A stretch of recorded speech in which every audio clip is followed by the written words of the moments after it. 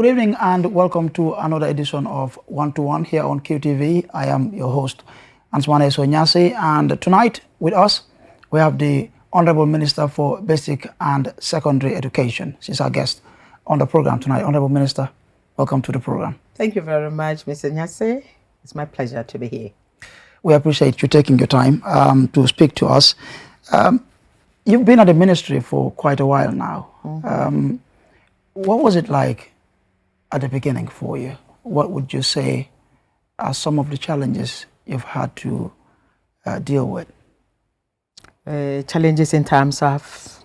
In terms of work, the office, even challenges you may have inherited. Well, Mr. Nyase, it may interest you to know that I'm no stranger at the Ministry of Basic and Secondary Education. Yeah. I've been a teacher all my life. I rose to the position of school head, and then I became a regional education director in Region 6 in Basse, and moved on to Region 1, where I was appointed minister. So it was a sort of an elevation for me. But I have been dealing with all the issues of education. And yes, taking on the role of a minister, yeah. Yes, getting to understand the TOR, the responsibilities of a minister, which is quite different from being a regional director. I was implementing the policy, but as a minister, I'm dictating the policy. So that is the difference. But I think I was able to manage. Yeah. I was able to manage, knowing the issues about education, what the needs were, what the policies were. It was not so difficult. It was not so difficult. It's a matter of adjusting to the new role. Yeah, yeah, indeed. I mean, you were an administrator, but now a politician, I would say. A policy maker. Yes. So taking on this job, did you assume this role with a vision for basic and secondary education in this country? I'd always had a vision for education, and that is to make sure that the right type of education is provided for all children in the Gambia. Yeah, when I was at the school level in my classroom, I made sure I provided the right type of education for my children, my students, to be able to move from one level to the other.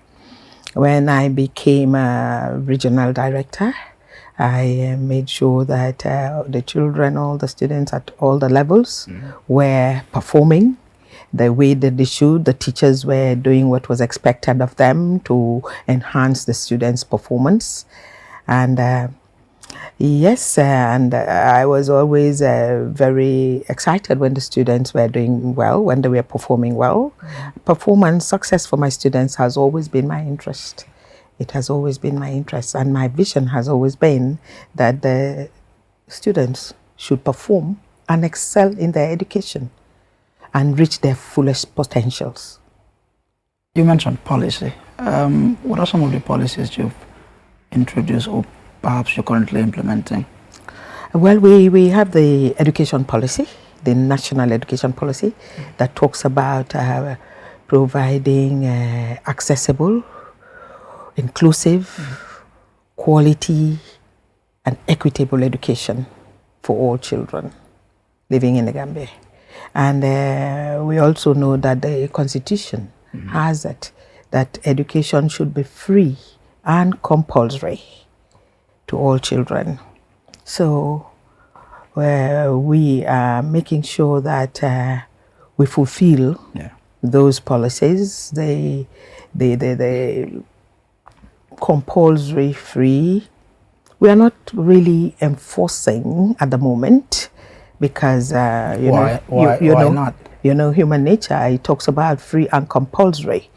It should be free, and then you make it compulsory. But it's not completely free at the moment. Even though the government of the Gambia is doing a lot, government has taken so much responsibilities of education off the shoulders of the parents, but there is still a little that is left with the parents. And taking people into the human nature and the mentality of our people into consideration, we are trying to see how we could sensitize and convince them so that they can understand that education is a basic human right for every child. And as much as it is the government's responsibility to provide that human right, to fulfill that human right, it is also the responsibility of the parents to ensure that their children have that right fulfilled. You say government is doing quite a lot, which may very well be the case, but you look at the budgetary allocation for your ministry, the past one, about 2.9% of the GDP. Compared to other countries, for example, maybe you look at the region, Senegal perhaps, maybe Nigeria. We're different. The Gambia is different. The Gambia is a developing country. We don't have any natural resources, so to speak. The only natural resource is a human resource that we have that we want to develop. Nigeria has natural resources. Yeah, and the Gambia is a tax-based economy. We should not forget. I understand competing ministries. Yeah, but education is basically the bedrock for almost everything. It's a bedrock of development, they say. Exactly. Yes, we do know, and the government is aware. Don't you think if we spend more in education, with more expenditure, we could do even better? Government has the will to do it. Government has the will to do it. And in the budget, you know that education has a greater share of the national cake. But again, don't you think if this is demonstrated in the allocation of the budget, for example, what is given to your ministry, that things would get even better? Yes, it would, and government is moving towards that. Government is not indifferent to the knowledge that they have to increase the budget to education. Yeah. But if the resources that are there at this point in time is what can come to us at this moment, we hope and pray that government is able to do more. Government has the will, the political will is there, but it's the resources that are scarce. Let me get your opinion on this, on the World Bank report, which stated that in terms of enrollment, we're doing quite well. But you look at the learning outcomes, we're not faring quite well. How do you respond to that? And learning outcomes, that has to do with quality. Yeah. And you know that quality can be very difficult to attain. It can be elusive. But notwithstanding, we're doing our best. We're doing all that is needed. We are trying to provide the right environment for the students. We are also trying to give the teachers. We need quality teachers for quality education. And we have not lost sight that the teacher component to provide quality education is very important. And we are doing as much as we can in building the teacher capacity. Apart from the training that they undergo at the Gambia College, we also have the teacher competency test that we are now administering. After they graduate from the Gambia College, we give them a competency test to see their competences in addition to the qualification, the teacher qualification that they may have had, to make sure that they perform as expected in the classroom, so that they could help to facilitate the children's learning. But don't you think there is a need, or maybe a need, to strengthen the college as well? I believe if that is done, we may not even need a competency test. Well, the college is not under my ministry. The college is under the Ministry of Higher Education. Yeah. But notwithstanding, we work with them. because we are their clients, so to speak. They train teachers for us. But between us and and Mohas, it's like a chicken and an egg. Because we train, we give them, they train the teachers, they send them back to us. So we try to work together in a very collaborative manner, and we sort of tell them or work with them, and we try to let them understand that these are what we are expecting, the competencies we're expecting from the graduates that they turn out from the college, so that when they get into the classrooms, they'll be able to perform well. What happens to those who fail the competency test? Well, at the moment, we are arranging for them to resit the competency test, and when they pass, if they pass that competency test, then they can be employed. If they don't pass the test, we don't employ them now. We don't give them employment as teachers. So you look at the issue of qualified teachers as well. This was also highlighted in the World Bank report. It's also a challenge. Well, Mr. Nyasi, you may not know how far we've come to get to this point. There was a time in the system when we had more unqualified teachers in the system than qualified teachers. And now it's the other way around. And there was even a time when we had more of non-Gambian teachers qualified in our system, in the education system, than we had of qualified Gambian teachers. But all those have changed now.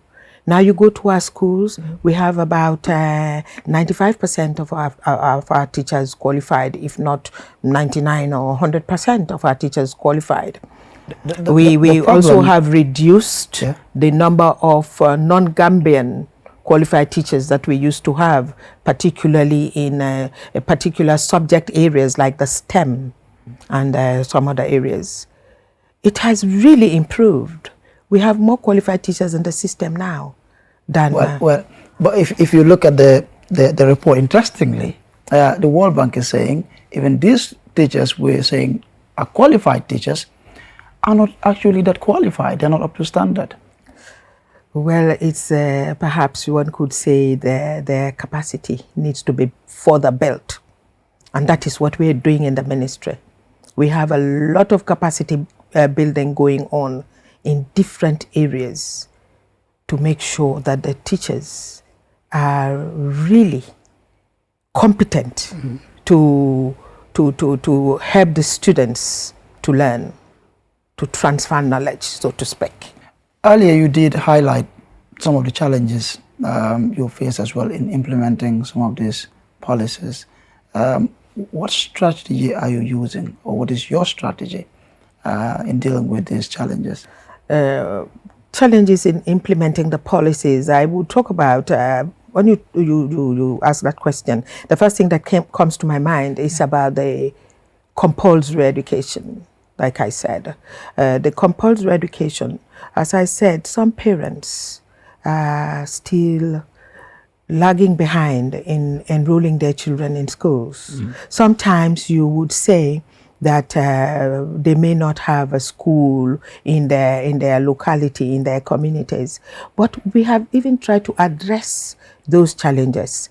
We have reduced the distance to school. We have now more schools built. We have the schools closer to communities, at the doorsteps of communities. We have built more schools, we have constructed more classrooms, we have trained more teachers. So, and where we have a lower basic school in a community, and the students had to travel about 5 kilometers or more to get to an upper basic or senior secondary school, we have expanded those lower basic. We have expanded them from lower basic to basic cycles, running from grade 1 to 9. And we have even further expanded them to include the senior secondary level.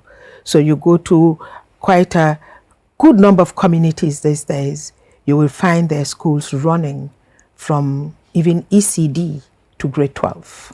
That is quite commendable, but do you have any enforcement regime? Because it has to be in place. Well, we are not really enforcing yet. What we are trying to do is to sensitize and coerce and provide the facilities. So when the facilities are provided, the parents tend, and they're sensitized about the need, the importance of education. They tend to understand, and they're sending their children to school. In fact, the Sierra North has been an area where we had a very low enrollment, and we had a lot of children out of school.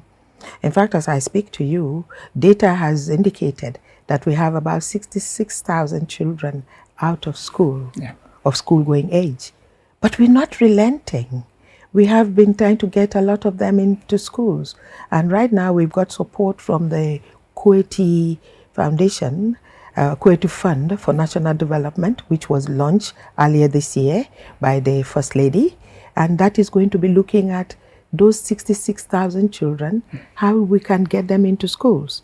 The ESSP, the Education Support Project, has also supported us in getting a lot more children into schools by building classrooms, providing uniforms for them, providing shoes, providing school bags, providing stationery.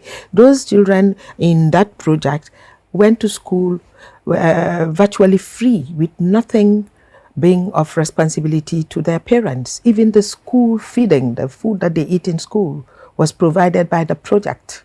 Let me press you further on this just a little more.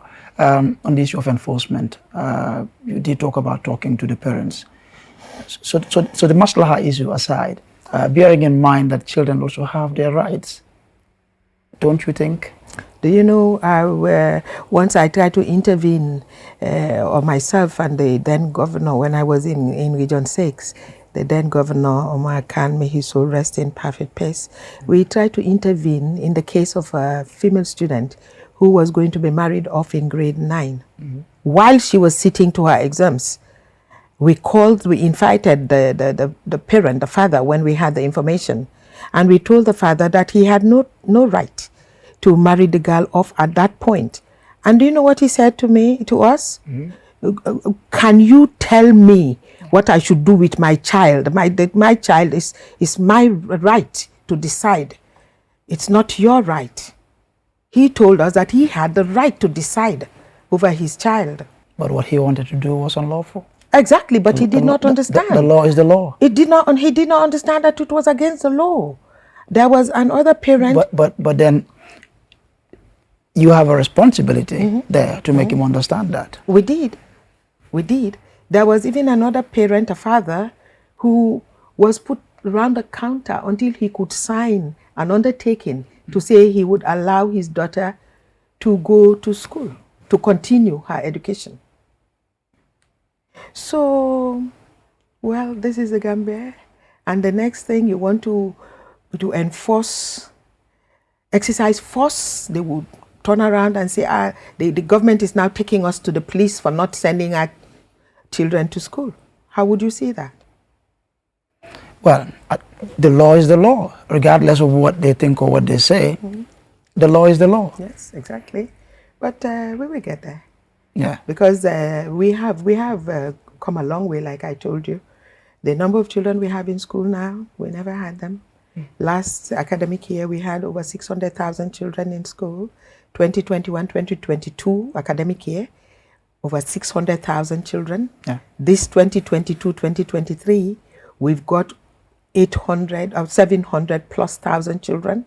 Gradually, as we get them, we will be covering up for those who are not yet in until we get all of them. Yes, we may be doing well in terms of numbers, enrollment, but I think there has to be a distinction as well, the numbers and the quality. Yes, we're very particular about that. It seems the focus has been more on numbers than quality. No, we have been looking at all. We have been looking at quality, we have been looking at equity, and to address access. Access, yeah. Like I said, we've provided the facilities, the classrooms, the schools. We have reduced the distance to schools. We have engaged more teachers, trained and employed more teachers. For the issue of inclusive education, we have a whole directorate of inclusive education where we are looking at education for all, irrespective of gender, tribe, origin, region, locality, and physical whatever. We are looking at all those disabilities, and that is why we have got the school for the deaf. We've got the school for the visually impaired.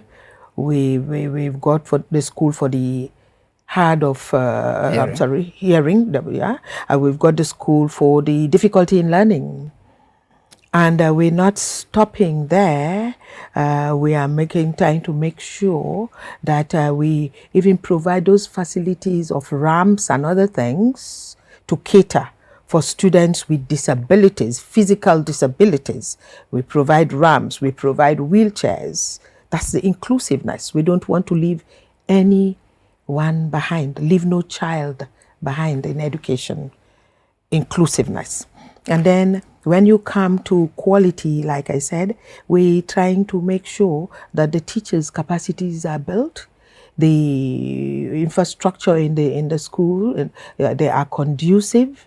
And now we're talking about digital education, digital learning. We're trying to make sure that we connect our schools so that we are also not left behind in this digital age to provide digital education. You go to our schools, our upper and senior schools, you will find all of them fitted with digital equipment. All we're waiting for now is the connectivity. Yeah. So that is about quality. Still on inclusive education, you talk about digital education. We had COVID. And during that time, there was virtual learning. What have we learned from that? It means we have to enhance that. Yeah. We have to enhance it. We have to take it further. It was not only for COVID. It has come to stay. Digital learning, it has come to stay. And that's why we launched, sometime last year, we launched an island platform which is going to be an online and offline, and the students can, if they have their mobile phones or whatever, they could, the gadgets, they could learn anywhere, at any time, even on their farms, even on their beds. They could be learning because we install learning materials. The reason I asked this, actually, we covered stories during the pandemic, and we spoke to some students who, some of them were concerned and said they were not really satisfied with the way things were happening, that there were clearly deficiencies in terms of infrastructure and all that. That's why I asked. Mr. Nyasi, we did our homework before we even launched that online learning during the COVID. We did our homework. We looked at the household survey, and the household survey by GBAS told us that we had, it gave us the percentage of households with television, because we were looking at which medium to use. It gave us the percentage of household with television, which was about 60% nationally. It gave us the household of the percentage of household with radio sets. It gave us the percentage of households with mobile phones. And because we saw that a lot of households had radio sets, that is why we engaged over 33 community radio stations, including the national radio stations. Your QTV was also, your Q radio was also included, GRTS was, and Paradise and all of them. And the community radio stations all over the country were involved in this. And we even had to go online, we used some online medium as well. And we thought it could cater for a lot of students. And even those households without radio sets, we had to work with support from the Gambia Teachers Union to provide radio sets for those students. We did all that just because we did not want to leave any child out. We wanted to cater for everyone in different ways. Those who had access to television, go ahead with your television. Those who had access to radio, go ahead with your radio. Those who can access on their mobiles, whether it was theirs or their parents, go ahead with it. At this point, we will take a short commercial break, but the program will continue when we return. Technology has always been at the forefront of our lives, and the way we use it has evolved drastically over the years. With the advent of 5G internet, we are entering a new era of technological innovation that promises to transform the way we live, work, and play. 5G internet is capable of providing data speeds up to 100 times faster than 4G, making it the ideal solution for streaming high-quality videos, playing online games, and downloading large files on the go.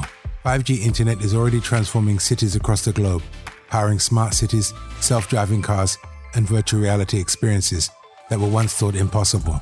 5G internet is also paving the way for Internet of Things, allowing for seamless connectivity between devices and the creation of a truly connected world.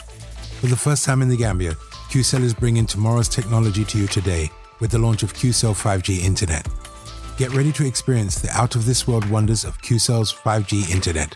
For more information, call 111. QCell. We innovate, others follow. Welcome back, viewers. Be reminded you're watching your one-to-one program on QTV, and I am your host for tonight, Ansmane Sonyasi. Our guest is the Honorable Minister for Basic and Secondary Education, Claudiana Cole. Before the break, you were talking about the virtual learning that was rolled out by the ministry. Yes, there was an effort to ensure that learning continued, which is quite commendable. Thank you. You also did talk about the impact it has had. But I am interested to know if you've done any research to measure the success of the virtual learning program. Yes, together with UNICEF, we had a U report system, and that indicated that some of the students who were interviewed said it had an impact. It helped them to learn. It kept them busy at home. And I myself, I was following daily, every day. As soon as I get to my office in the morning, the first thing I did was to put my TV on. And at the same time, I had my radio on to know that what was going on the TV is what is on the radio. And I was monitoring it. And I believe it was good. It was the first time we've had such a thing. And if it had at least 50% impact, I think we have done well. Is that the statistics? Well, I'm not saying that's what it is, but I'm saying 50% of anything is an effort. It's a good effort. It's an average. Okay. So I would like to engage you on a statement that was made by the Deputy Secretary General of the Gambia Teachers Union, Mr. Esa Sow, who claimed that about 60% of the approved government budget on subvention to schools is yet to be disbursed. Is this true? We are just about gone past the middle of the year. Yeah, we've gone past about the middle of the year. Disbursements have been going on. We have a lot of areas to look at, and all those areas we were having disbursements in them. We were having disbursements in teacher salaries have never been affected, and that comes from the budget. And most of what is in the budget is teacher emolument. It's teacher salaries and allowances. Is this statement true? 60% is quite a little high? Well, I said we have just gone past the middle of the year. So Indeed, if you're telling me that exactly about the why? middle of the year, which should have been 50%, if we have disbursed 40, I think we have not done badly.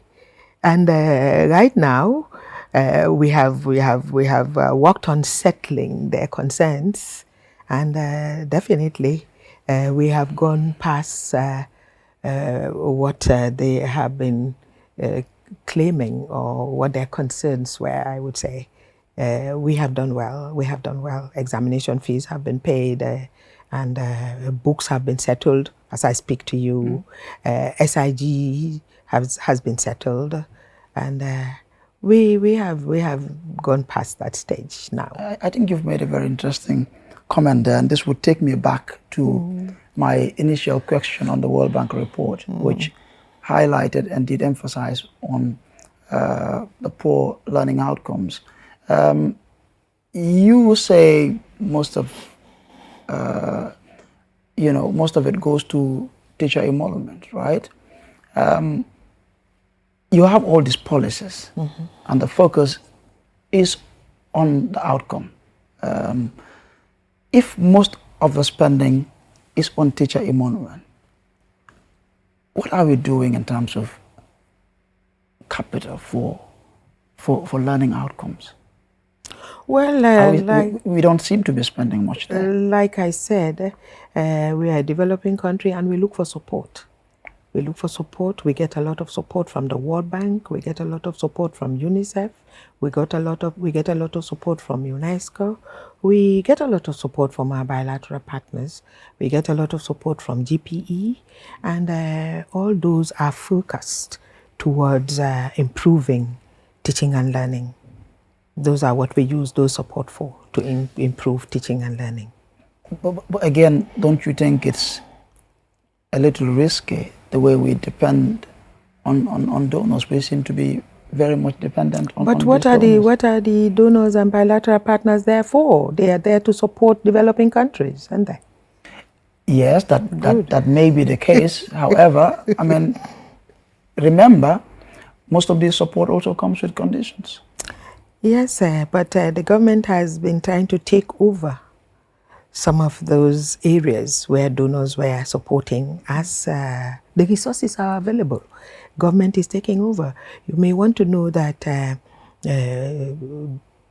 hardship allowance that is paid to teachers, which is about 35% or 40% or 45%, up to about 70% or 75% for female teachers who go to the remotest places, the coiners and the bolibanas, female teachers who go to those areas are paid 75% of their salaries as hardship allowance. It is aggregated regionally from the lowest to the highest region. And that was being paid by a World Bank project.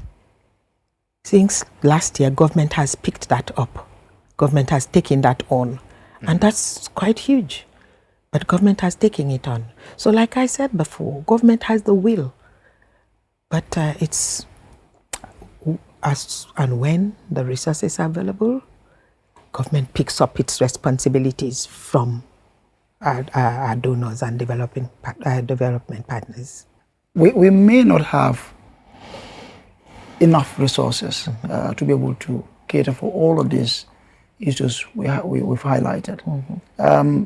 Yes, government is doing its bit here and there to address some of these challenges. We have very little. Don't you think we're not really very efficient when it comes to spending? With the little we have, because most of the criticism directed at your ministry when it comes to spending is that we have very little, but we are not really efficient when it comes to spending it. Well, efficiency is relative. Efficiency is relative. But we try to make sure that the little we have, we use it effectively. We stretch it. We expand it. And that's why we are able to do a lot of things. at the ministry, the level of the Ministry of Basic and Secondary Education?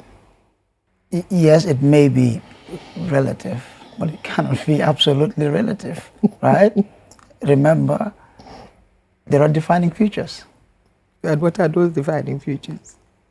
Effectiveness, time, yeah. Yes, I told you we try to be as effective and as efficient as possible. Honestly, we do. And time is something else, because sometimes some actions depend on another action to be taken.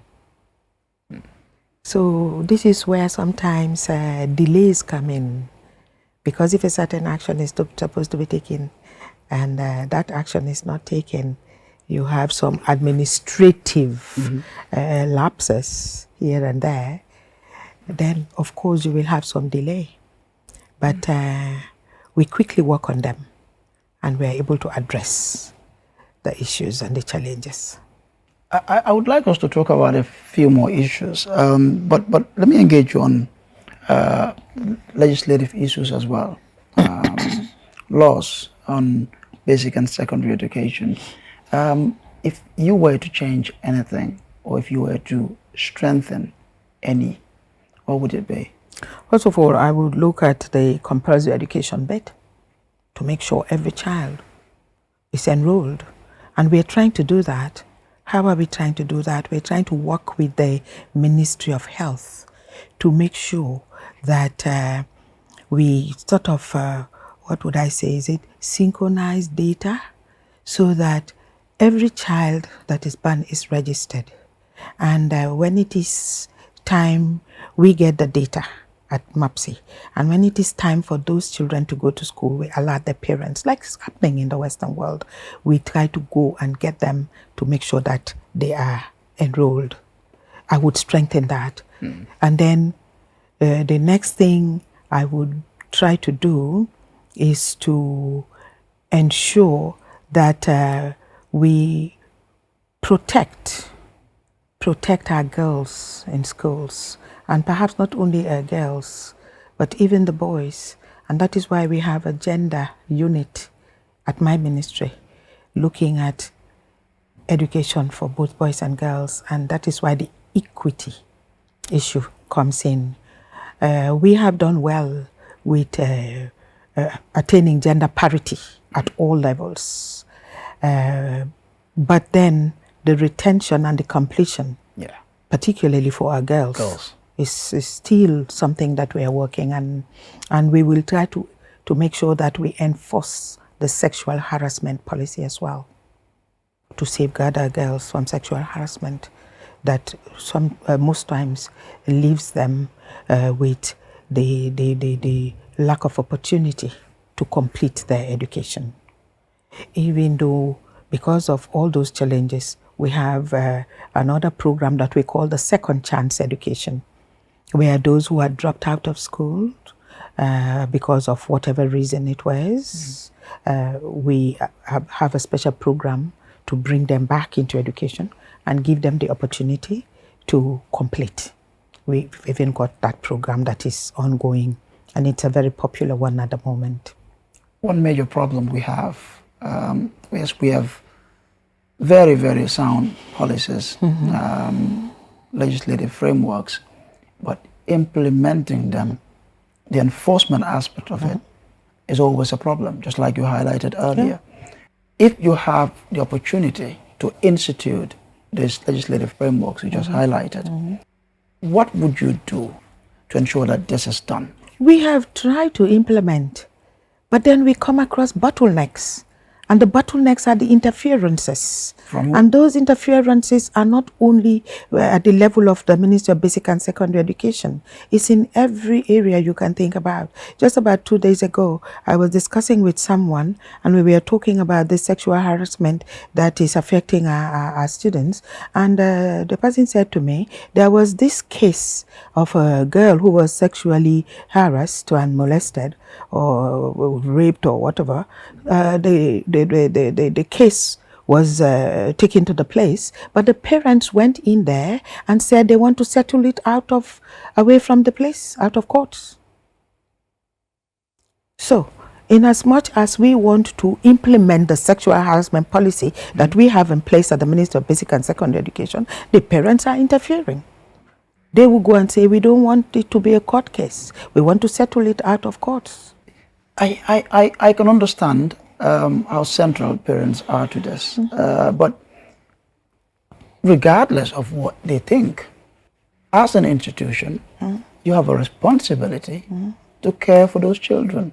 And one way to do that is to implement the law. Is to make sure we push. But then our hands are sometimes tied. Our hands are sometimes tied. Because when I just went to Region 6 and I was encountering all these problems affecting female students, sexual harassment, early marriage, and teenage pregnancy or early pregnancy, we will call it here and there. I was new in that area, sort of. I was not accustomed to their cultures. I come from a different cultural background because I could remember when I just went there, I was trying to look at a simple thing in the schools, attending to the register every day. As a teacher, that was the first thing I did in my classroom every day. The first thing I did was to mark the register before I start any work for the day, teaching and learning. But I went into the school and the register was not marked. And when I inquired from the head teacher, why was this register not marked? He said to me, Madam, you know you are coming from a different area. This area is different. I said, what is so different in marking a register, whether it's an urban area or rural area? What's so different?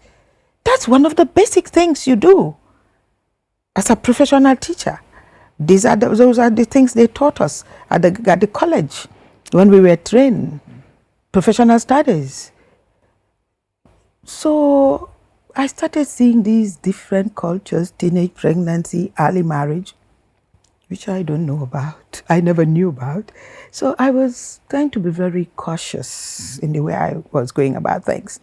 And it happened that the UNICEF rep at that time came on monitoring to the region and found out that these were some of the issues that were affecting education, particularly that of girls.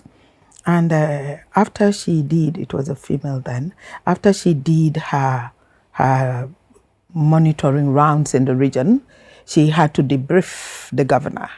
And I was invited to that debriefing. And this issue of these challenges came up. And I was asked how to deal, what I was doing about it. I said, well, this is a cultural shock for me. I come from a different cultural background where definitely we don't know about early marriage and those sort of things. I said, so I don't even know how to handle it yet. And the governor said to me, no, whenever you have issues like those, let me know and I will support you. And when I started, after he told me that, that was when he started supporting me with the two earlier cases I told you about. One, the student who was going to be given out to her husband while she was sitting her grade 9 exams. Yeah. He intervened, although he wasn't successful. He wasn't. This would bring me back to when we started. You did talk about your vision and how much you want to change the system, the entire sector. So here's the point.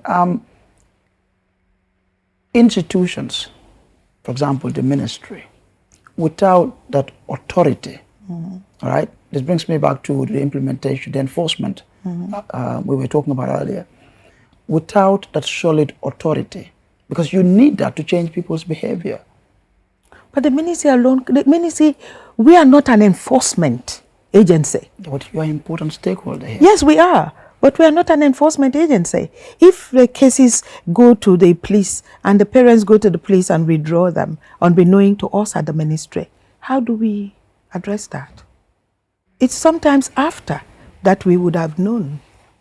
I'm not trying to implicate anyone here, but the Maslaha syndrome of the Gambian culture. Indeed, I was actually referring to institutions in general, not just MOPSI. We need to work together.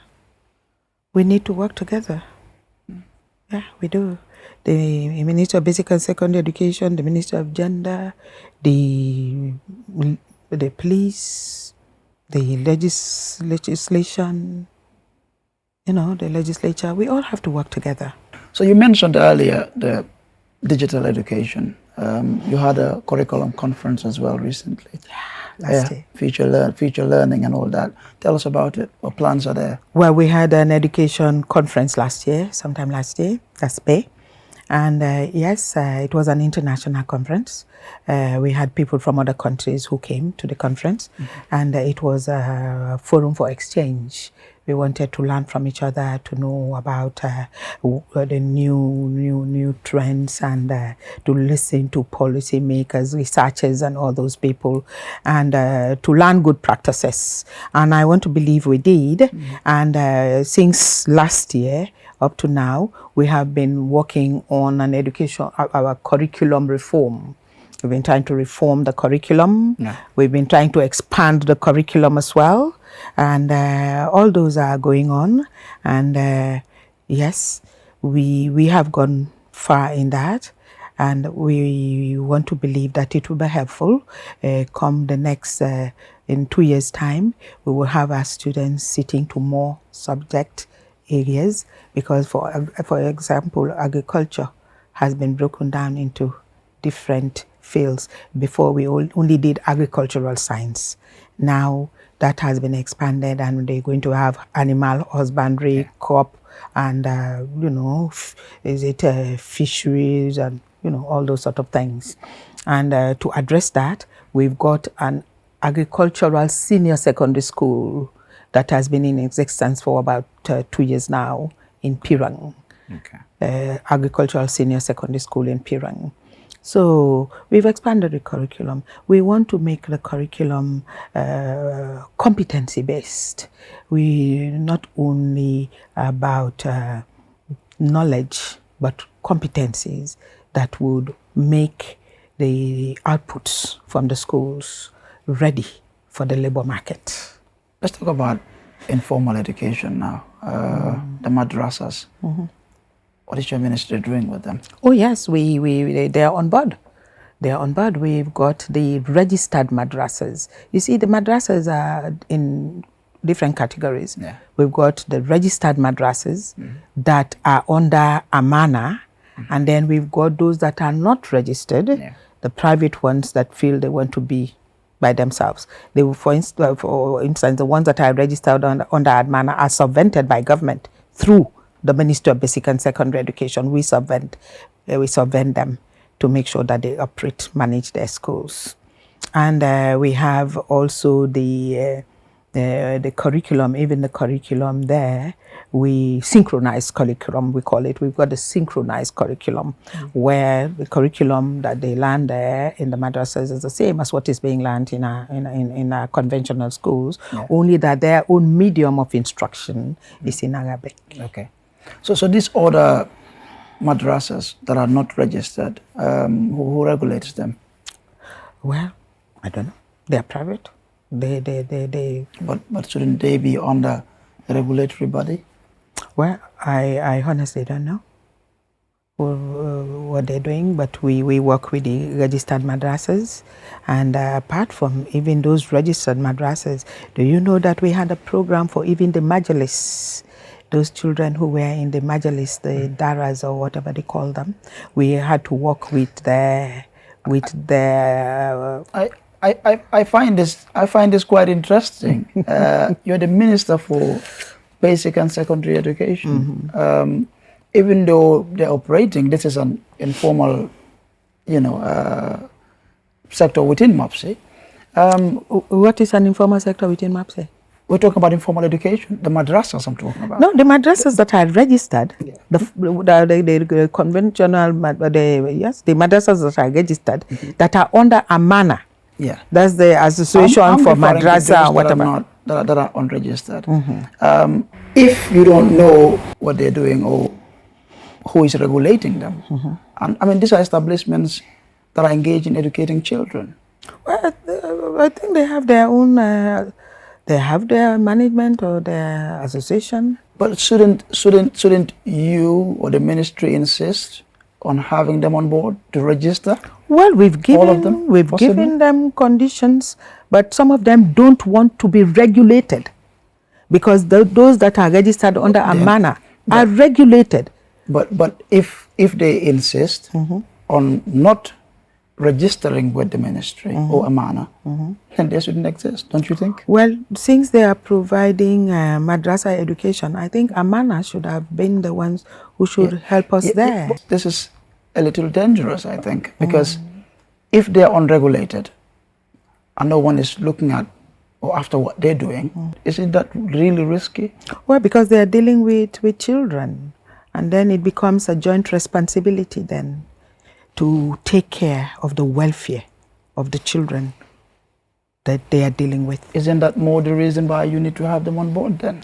Well, they should be regulated in some way. Well, if they don't meet our conditions, we cannot have them on board.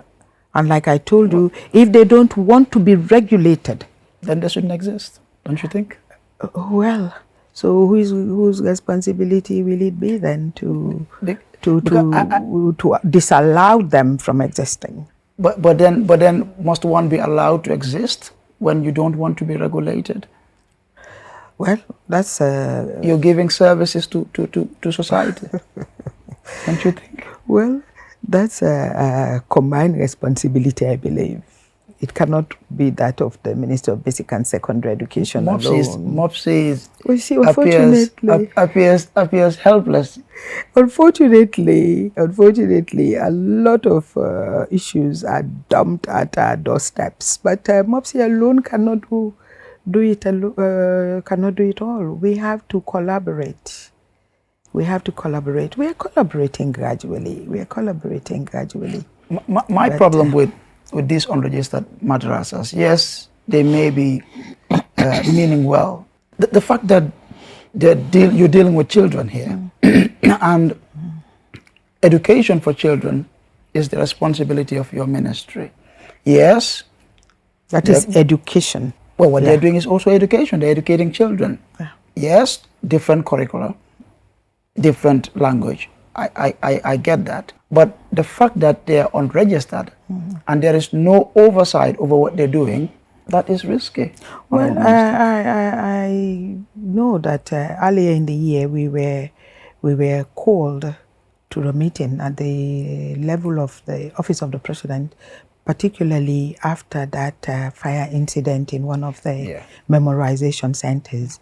And we have a body that is a task force sort of, that is trying to look at those areas and to see how we could regulate or work with them and try to make sure that things are done properly.